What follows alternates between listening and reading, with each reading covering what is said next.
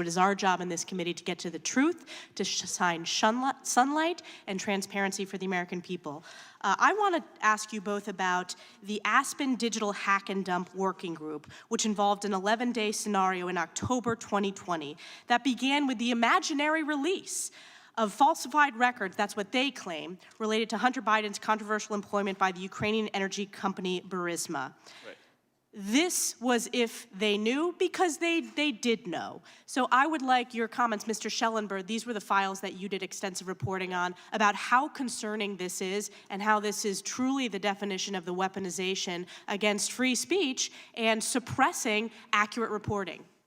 Yeah, so there's actually two things, and one of them we just discovered recently, which is that there was a Stanford Cyber Policy Institute report which said that, which was in menacing terms, telling journalists that they should abandon the Pentagon principle. Again, this is the Pentagon Papers principle. This is the idea that if Daniel Ellsberg brings you materials he's taken from the Pentagon about how the war in Vietnam is going, the New York Times and Washington Post published those. That was considered one of the greatest moments of American journalism. Here you have Stanford Cyber Policy Center saying we should abandon that principle. You should instead make the issue about, frankly, the theories about where it might have come from. Then you had the Aspen workshop, which was attended, by the way, by New York Times, CNN, Washington Post, Wikipedia, Facebook, Twitter, many other journalists, where they basically, you read it, it's like a kind of programming of the journalists that they should not follow this long-standing journalistic principle of taking materials from a hack and leak or any other situation and take them seriously. So, I mean, you read this and it feels like a kind of brainwashing exercise that Aspen Institute and Stanford were running against American journalists and the social media companies. Mr. Taibbi, comments? Yes, I think, there were a couple of moments in the Twitter files that really speak to a kind of larger problem.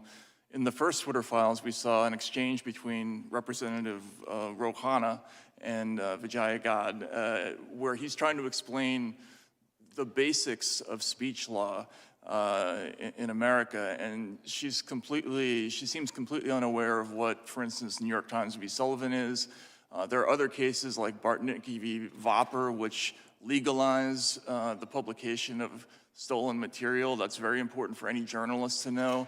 I think most of these people are tech executives and they don't know what the law is around speech and around reporting. And in this case, and in 2016, you were dealing with true material. There is no basis to restrict the publication of true material, no matter who the source is and how you get it. And journalists have always understood that. And this has never been an issue or a controversial issue until very recently. And by the way, just one quick thing I'll add. That's the exact same strategy of the malinformation, misleading.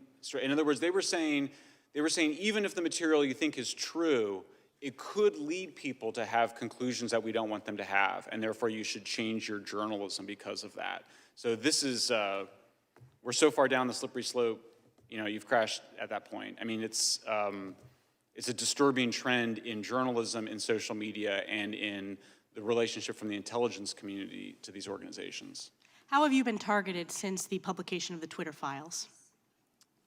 Gentlelady's time expired. We'll give a quick answer if we can. I mean, again, I've known journalists who suffered real brutal harms in my career, so they've said a lot of nasty things.